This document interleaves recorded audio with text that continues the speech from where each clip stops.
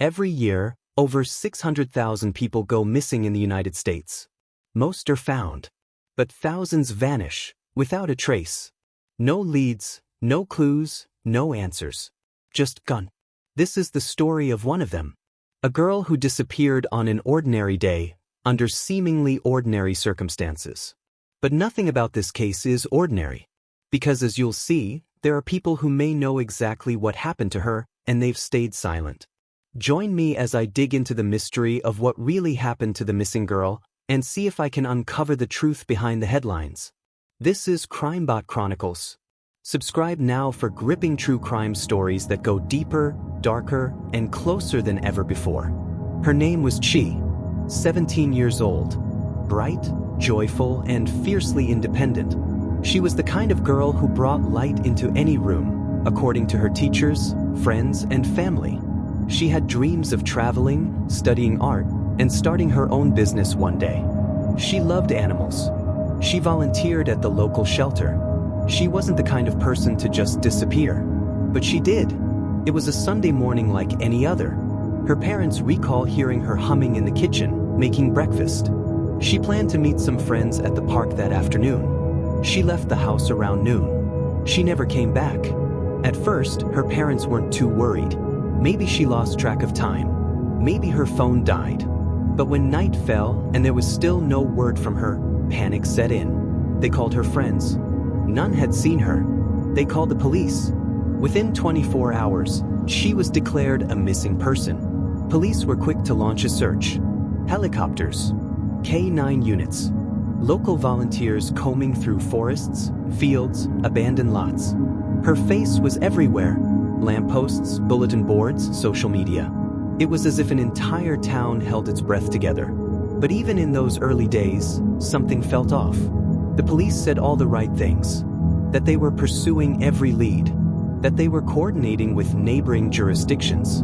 That no resource would be spared. But behind the scenes, they were quiet. Too quiet. Days turned to weeks. Weeks into months. And still, no trace of Tshe. No phone activity. No credit card use. No social media updates. It was as if she had vanished from the face of the earth. But people don't just disappear. Something happened, and someone out there knows what it was. Her family remained active, relentlessly pursuing answers, organizing community vigils, begging the media to keep the story alive.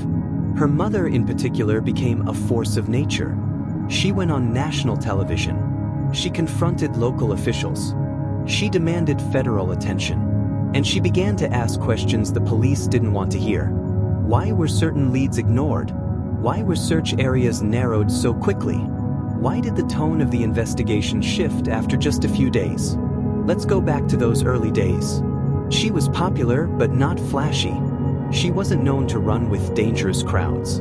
But she was active online. And that opened up an avenue investigators couldn't ignore. In the weeks before she vanished, she had connected with several unknown users on different platforms, some under aliases. Police looked into her DMs, her interactions, and found a few exchanges that seemed odd. Vague conversations, strange phrases. One in particular that stood out, "I'm ready when you are." Was it a plan to run away? Was she lured?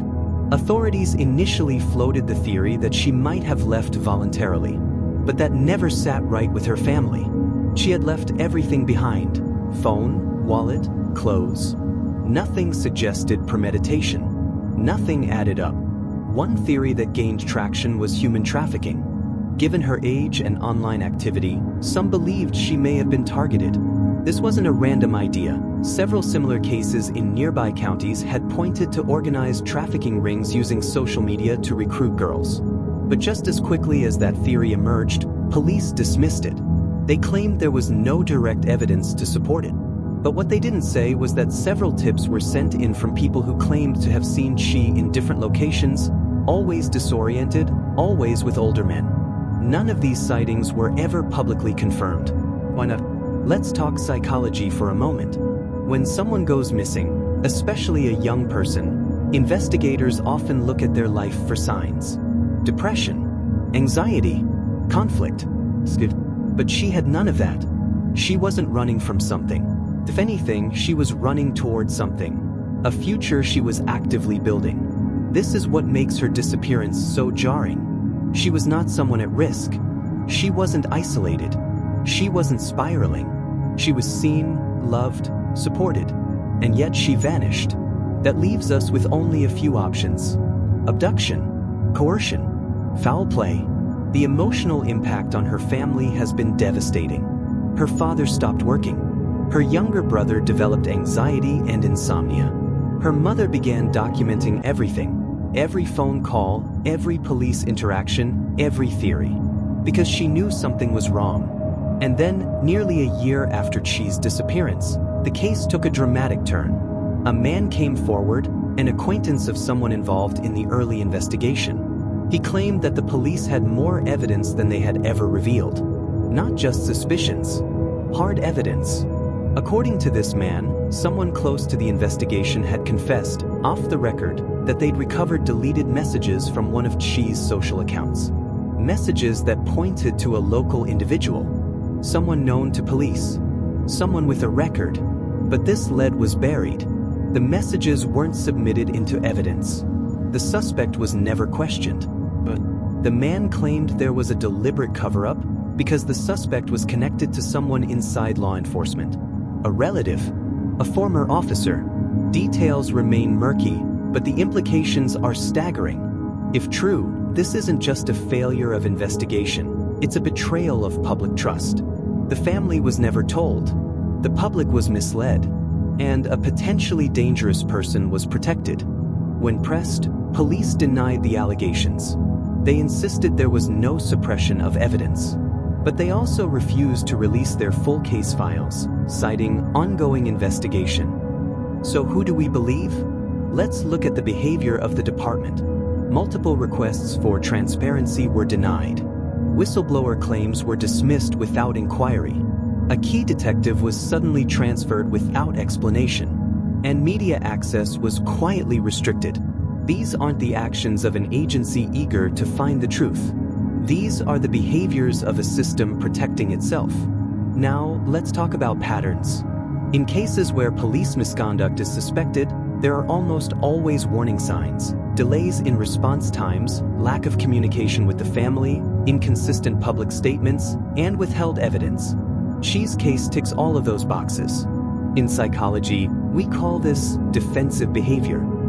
Institutions, like people, respond to stress and threat. And when the threat is exposure, the defense becomes silence. Community members began organizing independent investigations. Local journalists began digging. One former officer anonymously stated that there had been early suspicions about a fellow officer's family member, and that upper management had immediately shut down all inquiries related to that individual. Still, no arrests, no answers. More disturbing were reports that she had visited the local station weeks before she disappeared. A neighbor claimed she'd seen her enter the building alone one afternoon. There's no official record of this visit. When asked, the police department said they had no knowledge of such an encounter. Is it possible she tried to report something and was silenced? And what about the psychological toll on the wider community? A case like this creates ripple effects. Parents become more fearful, teenagers become more secretive, trust in the system begins to collapse. Sociologists call this collective trauma, a shared sense of grief and distrust that affects how a community functions long after the event itself. The silence from law enforcement only compounds the trauma. It sends a message: if something happens to you, we might not protect you. We might protect ourselves instead. The case remains technically open, but activity has slowed to a crawl. No new updates, no new searches, only silence. Meanwhile, Tshe's mother has launched her own investigation, hiring private detectives, forensic analysts, and digital experts. She has started a foundation in Tshe's name, dedicated to uncovering corruption in missing persons investigations. She refuses to let her daughter be forgotten, and she refuses to let the truth stay buried.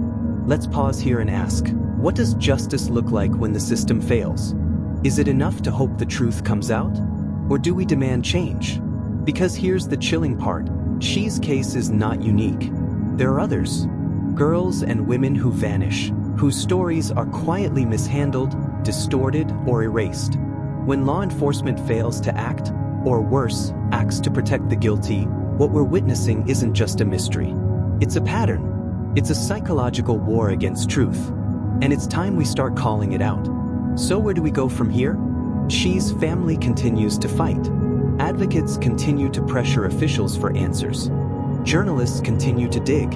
And those of us watching must keep watching, keep asking, keep pushing, because silence is the enemy of truth.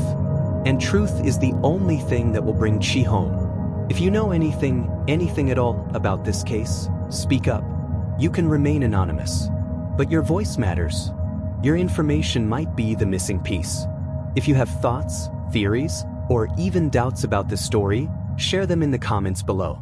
This channel, Crimebot Chronicles, is a space for investigation, for truth, and for justice.